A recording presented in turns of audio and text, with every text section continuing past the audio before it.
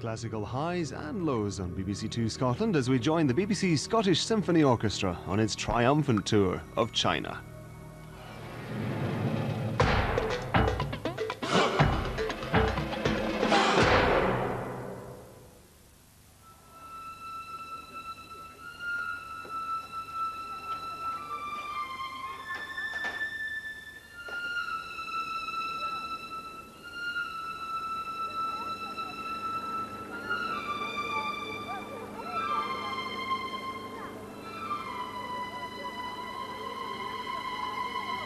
Confucius said that China should only be governed by those who appreciate music. It hasn't always been so. But with the Cultural Revolution well and truly behind it, China now looks to the West and finds inspiration in a Scottish orchestra.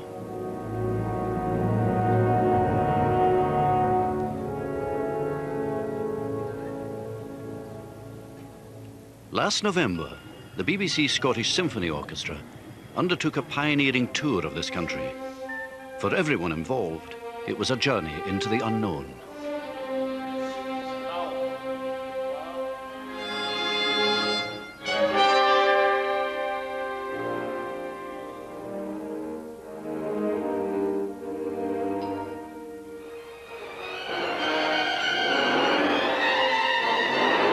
There are 80 men and women in the orchestra.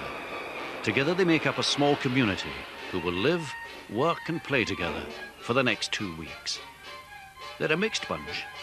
Within their ranks are sportsmen, fishermen, writers, philosophers and comedians.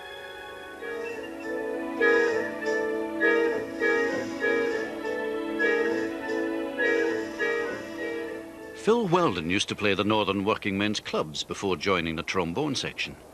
A man who still knows how to work an audience. I think everybody's come round today. This is about day 5, I think.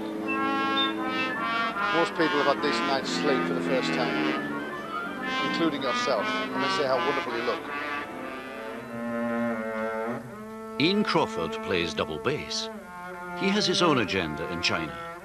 He doesn't want to play the tourist and is determined to beat red tape and bureaucracy in order to make contact with local musicians. The orchestra's leader is Liz Layton. She's both a player and part of the management team. On this tour, she's working with conductor Alexander Titov. He's one of Russia's finest, but a man who unfortunately speaks little English. No seats? Yes, only one time. Up? Up, yes. And Oh, yes. No, one 3 time. minutes. He's a marvellous conductor because everything really we need to know he does with his hands. Actually, it's not necessary for him to talk that much, and it's quite nice that he doesn't, really. We quite like people who don't talk too much. Simon Lord is the band's producer, but is much more than that. On a tour like this, there's 1,001 problems to sort out, so he's also their troubleshooter. Anyway, listen, my main question is from Mr. Titov. He wants to know if we can shorten the balance test. Ha ha. Moving the 80-piece orchestra around China was always going to be a problem. But nobody anticipated the nightmare that lay ahead when the instruments went missing. The real miracle is that the orchestra are here at all, starting their tour by opening the prestigious Shanghai Festival. It's taken over 2 years of detailed negotiations with the communist authorities. This is the first Scottish orchestra ever to play in China. I would say this is, for the orchestra, for the BBC Scottish Symphony Orchestra, this has been a coup. When we travel to Beijing, we are performing in the Great Hall of the People. I mean, this is truly an amazing situation to be in. It's not a bad life being a professional musician. In between rehearsals, Ian Crawford started to explore his new surroundings in Shanghai with a trip to a traditional Chinese market. I don't think there's anyone in the orchestra who has been to China before. So even though I think everyone did a fair amount of reading and research before the trip, you can't help having some kind of a culture shock, a reaction to the in-your-face experience. The first concert couldn't be more surprising. They're playing Aaron Copland's A Lincoln Portrait. a piece with an unmistakably political message. Tickets are selling like rice cakes. I found it incredibly powerful. If you just actually sat back and thought, hang on, I'm on the other side of the world, I'm in China, and I'm in a theatre in Shanghai, and this orchestra is going to play music by a great American composer, music which is sort of potent with references to democracy and freedom and the people and what the people can do. Yet we were in China with a history of difficulties. The Chinese audience are in no doubt about Lincoln's words. Above the stage is a running translation. Fellow citizens, we cannot escape history.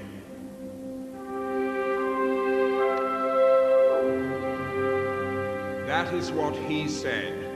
That is what Abraham Lincoln said.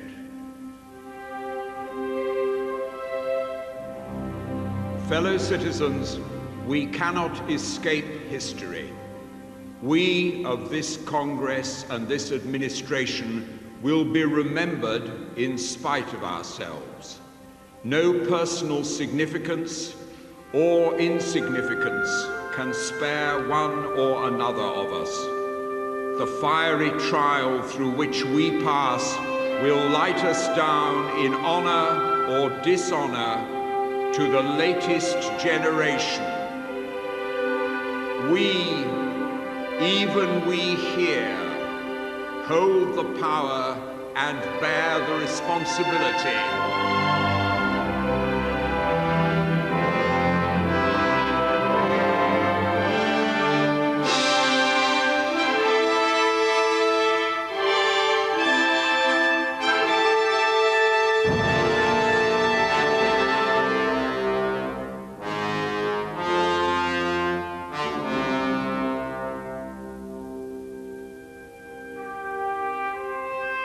He said that from these honored dead we take increased devotion to that cause for which they gave the last full measure of devotion.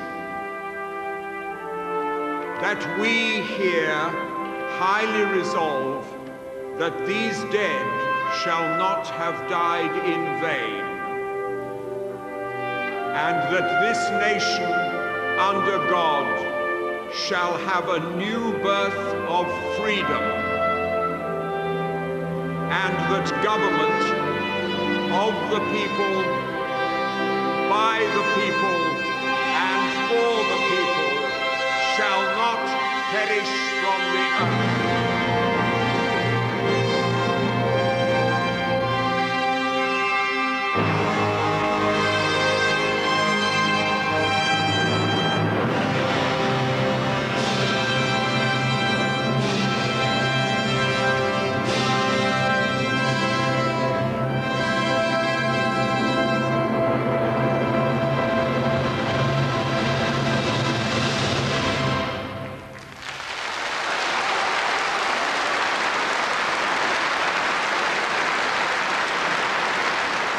I think Giles was very nervous, probably for the same reasons that we were concerned about how the Chinese would react. And it's a long way to go just to do one piece. Oh, it was fantastic. It was absolutely wonderful. It was, they were really listened. We weren't sure about the Britain, what they'd make of it. And then as the concert went on, they just became more and more wrapped in it. And it was terrific. It was a really great evening.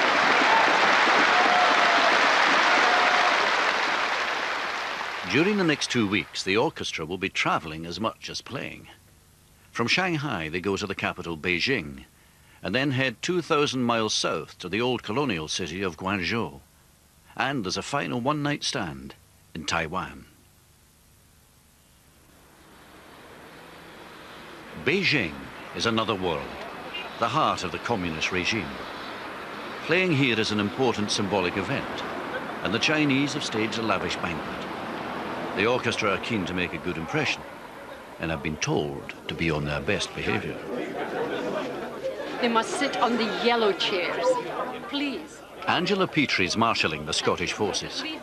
Everyone must toe the line, even the orchestra's director, Hugh MacDonald. Sit on the yellow chair. Yellow chair? Yes, yellow chair. You're on a red chair. And I need your business card, please. Now.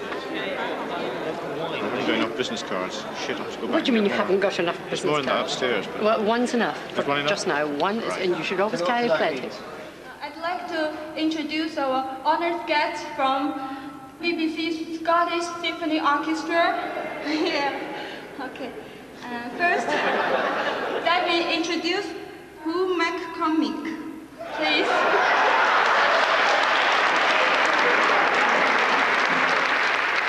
Like any good reception, there's the speeches. Good party speeches, forceful and with a clear message, if you speak Mandarin. This reception was sprung on everybody rather at the last minute. Nobody had a clue what was going on. Speeches were hilarious. I think everybody was completely taken aback. Nobody knew what to expect. It was quite bizarre, quite surreal, really. 90-strong symphony orchestra sitting around all these different coloured tables, being spoken to in a fairly formal way. For some of the team, this is a working evening. Simon Lord is preparing for tomorrow's concert. Graham's at the Great Hall of the People. Graham is at the Great Hall of the People. He's on the stage at the moment, and apparently all the stuff, it's all been put through X-ray machines, is it? Oh, the best speech of today has got to be the milkman. The milkman. The milkman. The milkman is the sponsor. Bright's Dairy. In association with Wiseman. Well, Really? I've no idea. not quite, but There could be Advisor. a twinning. It says like towns joint are twinned. venture. No, Dairies could be twinned, No, and we could go all over the world. Right. They're not allowed to touch the instruments when they get off the lorry. They're only allowed to touch them actually when they get onto the platform. It's quite scary, I think, really. You could feel it. The party was there. Well, I said I'll take speech. 2 pints of Gold Top straight away. Musicians don't normally get to play in the Great Hall of the People, so there's much excitement amongst the band.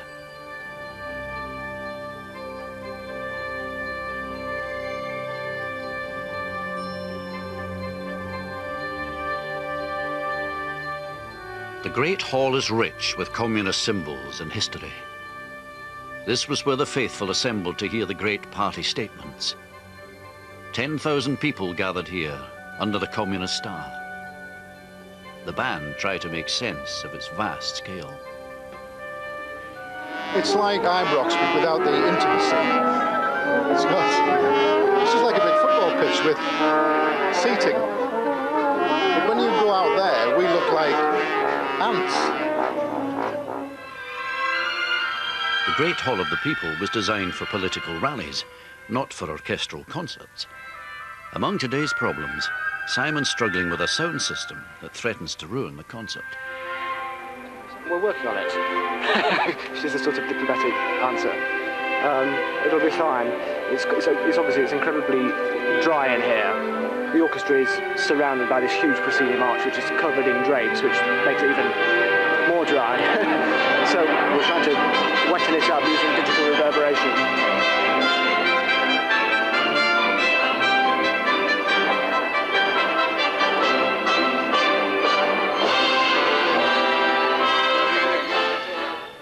If I don't faint from the extraordinary smell of glue that's backstage, I don't know whether they stuck something together. Potent, isn't it? It's very, very strong, isn't it? It's very, very strong. I'll probably be on an enormous high, actually. You might be incredibly loud. Could be, but they're quite big speakers, aren't they? Yeah, this PA is worrying us a little bit. Yeah. But we'll see. They were testing it this morning and it was just extremely noisy. Yeah. It's great. Maybe I should play them some, I don't know, some Iron Maiden or something. Yeah. So they've already had Mrs. Thatcher here, haven't they? Oh, God. Good evening. Welcome. Come in, pull up a changing room. There's 1,000 rooms in this building, but apparently they're all being modernised. It's certainly not This glamorous. This is it. Dark, dingy, smelly. What the public doesn't see, fortunately. It's no better for Simon's team. The sound control room is also improvised. Because the security was so sort of intense in the Great Hall of the People, we'd had great difficulty procuring any sort of space to work in at all. So we'd found this, can't describe it much better than it was just a stairwell, really.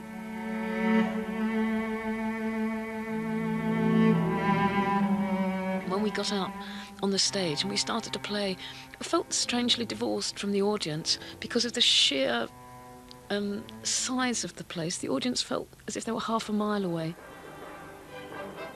Backstage of the auditorium in the Great Hall of the People, there was this sort of constant low-level buzz of Chinese activity. They'd be sitting there reading papers, drinking tea, but also always with an eye on what we were up to, I guess. I think for Liz, and indeed all the players, that it was a very frustrating experience. Everybody had so little control as to what was happening to their individual or their collective sound as an orchestra. I think that audience were the noisiest audience that we've had. There was a lot of talking, mobile phones going off. Apparently, I've been told that's very common in China, and they go to the cinema and they answer their mobile phones and they make phone calls, and it's just a completely different culture. It's quite common for them to use their phones during the concert, and they don't see that as being a particularly big deal.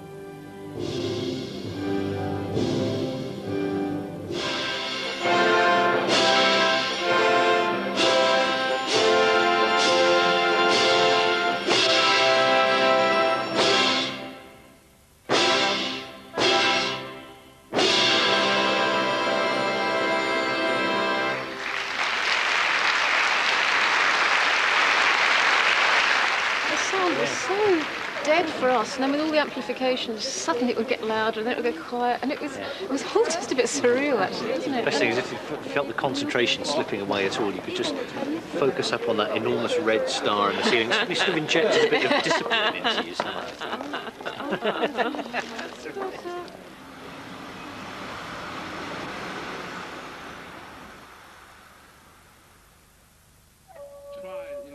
I never tried to go to the wall so early. A week into the tour and the first day off. In spite of the travelling and late nights, most of the orchestra decides it's worth getting up early to visit one of the world's most famous landmarks.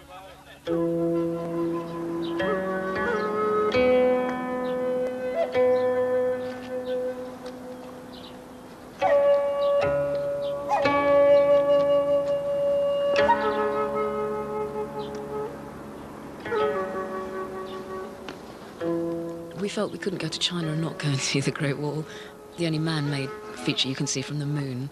Also, the idea of being outside in the air and getting some fresh air and exercise and out of Beijing. It took us all by surprise. We hadn't realised it was so steep. I'd always thought, rather stupidly I suppose, it was just a kind of fairly flat wall.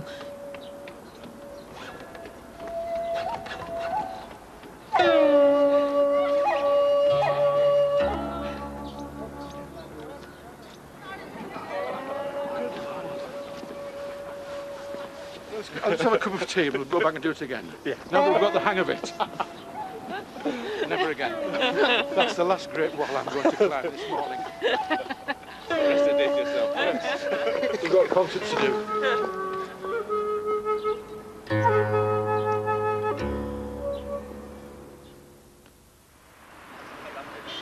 Not everyone's gone sightseeing. Ian Crawford's still looking for his China.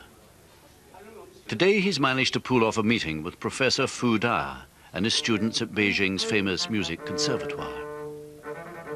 It's been an on-off arrangement.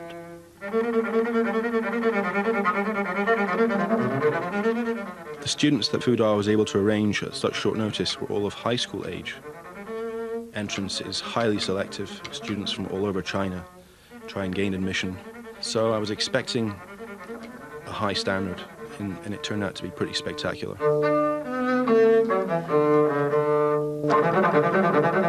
Professor Fu Da is a living legend in the world of double bass teaching. Many Westerners know of him. Very few have actually gone to China, met with him. He's probably past official retirement age, and through sheer love of what he does, has carried on regardless. And I think he's very much appreciated for that.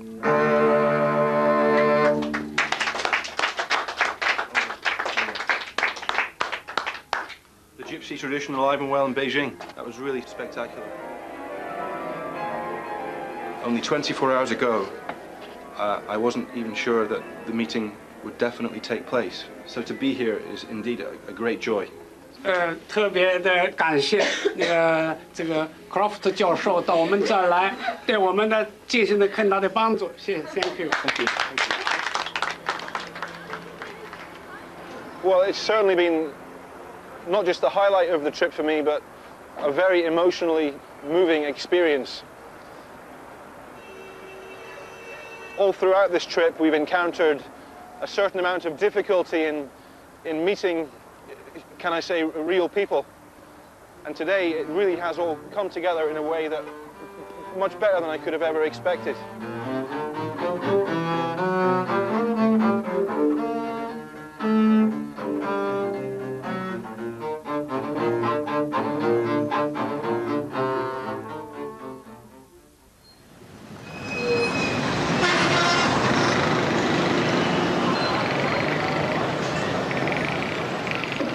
Day 8, and the longest journey of all. Another city, another culture. The band's been on the move again, and everyone is getting weary. This time, it's a 2,000-mile journey to Guangzhou in the south, the former province of Canton. Here, it's crowded, it's noisy, and to cap it all, there's a cosmetics convention in the hotel. I think the orchestra are finding it stimulating but alarming. Wall-to-wall people constantly on the move. It's an even faster Hong Kong. The noise has been phenomenal, and therefore the orchestra and everyone are tired because it goes on till 1 and 2 in the morning.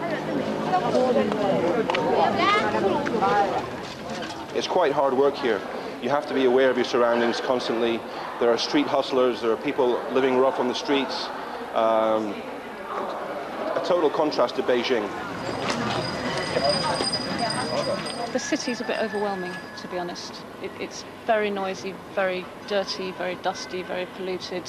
And it was a long journey to get here. Nothing was quite going to plan. So everybody was very tired, and then we could barely get into the hotel because it was so packed with people, and all the rooms are very noisy and very small. So it's a little bit, perhaps, I think it would be quite good to do a concert tonight. I think that's a little bit of sort of normality, actually. If it's any consolation, Guangzhou has the best concert hall and an enthusiastic audience to match.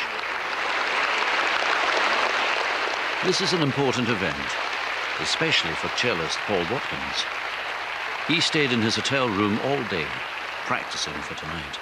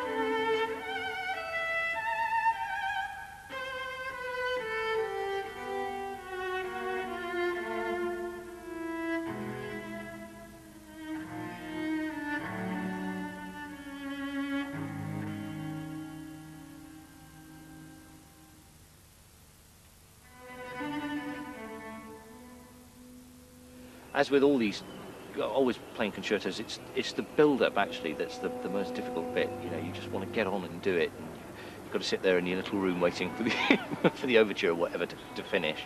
And actually, once you're there doing it, it's usually enjoyable.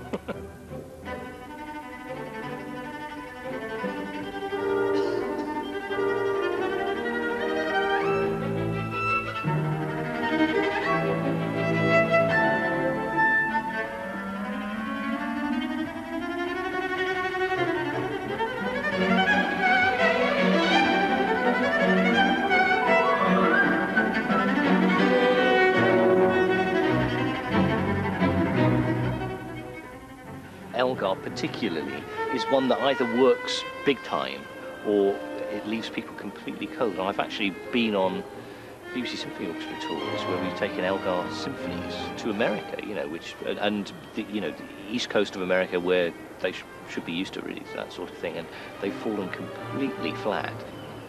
One should always, you know, as a British musician, take the music of your country and give it to them whether they like it or not.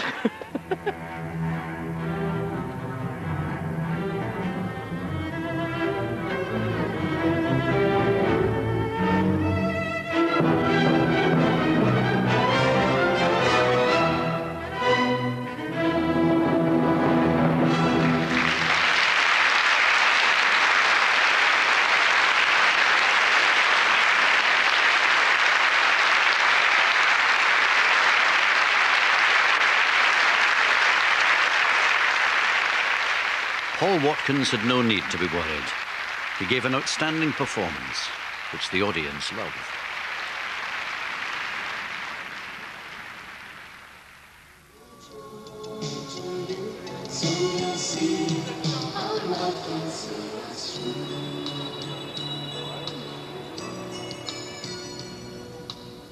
The last lap is always the hardest, and it's been a chaotic day. Travelling from China to Taiwan has been exceptionally difficult. Everyone's tired and frustrated. You remember, and you took upstairs. Okay? Yeah, we'll be right away. To cap it all, the money for the musicians' daily expenses, their per diems, hasn't arrived.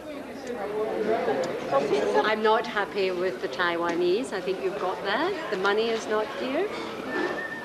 I have expressed my displeasure. So we have an unhappy orchestra. It's been an 8-hour queue. We've queued for 8 hours, and now we're here. Finally. We are the bank, Susan and myself, so 5 minutes. Bear with me. We should have the per diems. The Chinese seemed quite reluctant to let us leave. There were fees at every corner. The plane had to be held for an hour while we cleared passport control. It cost me a fortune, but apart from that... It's cost him £3,000. Explain. They were short of money. The guy who had all the money to get through immigration went through immigration without the orchestra. So we had to get £3,000 out of my credit card to get the orchestra through immigration. Next morning, there's an even bigger problem. Nearly all the instruments are still in China. Orchestral manager Alan Davies is struggling to sort it out. I'm just waiting to hear if in fact the instruments have arrived in Hong Kong. One of our stage managers is there at the moment trying to ascertain where the instruments are, and then we need to find out what flight they're travelling from Hong Kong to Taipei in. So it's a bit up in the air at the moment as to when they're going to get here and if they're going to get here in time. If the carny travels with the instruments, it means that it's not dependent on you being at this end. By mid-morning, the whole management team is involved in the crisis. But not everyone shares their concern. Oh, well, there's nothing like a bit of drama for the last concert of the tour. Everyone will be running around like headless chickens, flapping and squawking. Yeah, it'll be entertaining. China. Excellent. Is it likely to arrive today at any point? Are we likely to have concerts at any point? Or shall I just sit in that little seafood restaurant that I found last night and just gorge myself stupid? Well, day off. Mid-afternoon, and Alan's a man with a mission. He's at the airport to meet the band's roadie, The instruments are on their way, but with customs still to negotiate, it could already be too late. I think we give it another 10 minutes.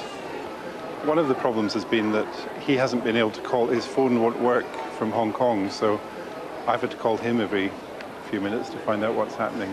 Well, welcome to Taipei. Well, thank you. I'll see you around here. Chinese are blaming people in Taiwan. I think the Taiwan people are blaming the Chinese. And we're stuck in the middle. The instruments are almost within reach, but the clock's still ticking. 10 to 5, 6 o'clock, +7, +8. Well, the moment of truth is about to be upon us. We'll see if we have instruments or not. It's almost become an end in itself. The concert's sort of fading to the back of the picture now. The most important thing is to make sure with the instruments here. It seems like an end in itself. Across the city, the band have arrived for their concert. A few people have their instruments, but everyone's in limbo. Back at the airport, things are happening. We've had a seating call and we've got seats. So that's worked. Might be a bit difficult doing a concert without any instruments.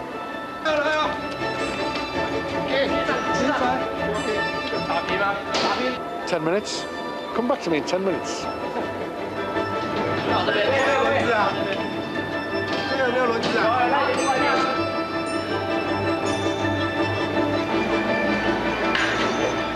I'm sure everything will work out all right. It's big. It's big to have no instruments. Another 5 minutes. They've allowed us the 3 ballots, but they're not letting the 4th one go until customs is paperwork is completed. 5 minutes. Oh, there's been worse things. But I can't remember what they were. Very good effort. Now it's beat the clock. We're a bit of luck on our side. A good driver, we'll be there. As one set of doors closes, another opens. An audience of over 5,000 people have started to arrive for a concert that may not happen.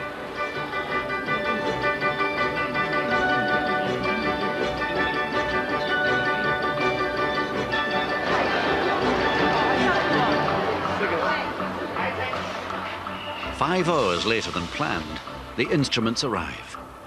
They need to be set up in 20 minutes, but everyone rises to the crisis.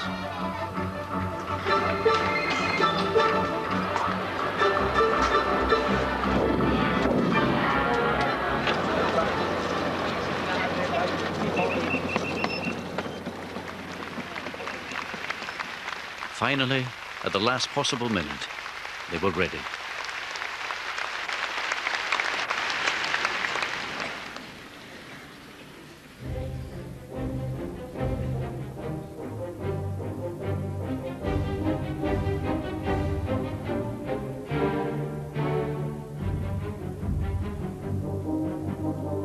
It was great that we were able to do that concert because it made the trip to Taiwan worthwhile. It made one feel as if the tour had reached a conclusion. I think that at the end of a tour, which has been quite challenging in lots of different ways, then instruments just not turning up is something that you need, like you need a hole in the head.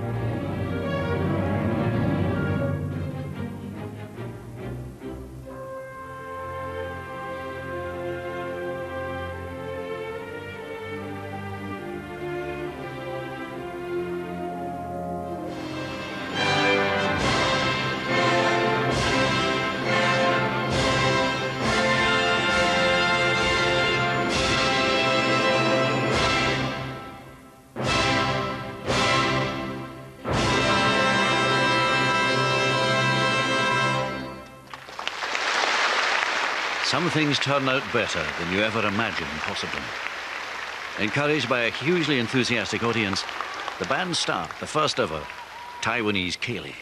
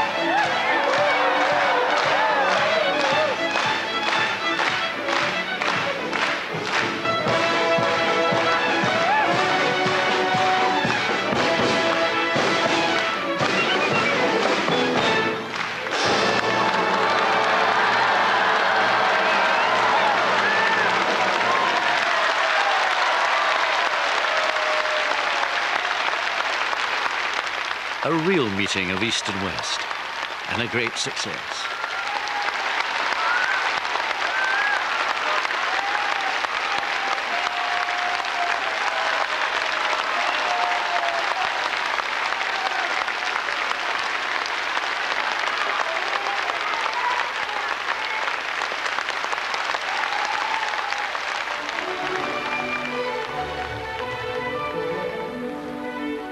I think it's the closest I'll ever come to doing a rock and roll gig.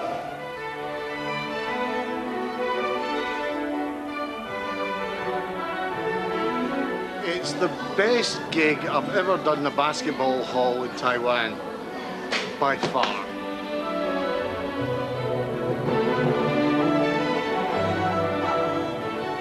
Help us pack up afterwards. Thank you, you're welcome.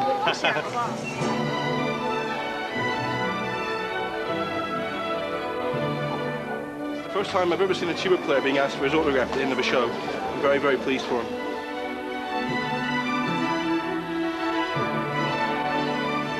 You should forget the instruments more often, I think, if it's going to be as good as that. That's the answer, I think. We'll have to have a word with them. No rehearsals. Nothing at all. Just play the tunes, have a pint and go home. Thanks very much.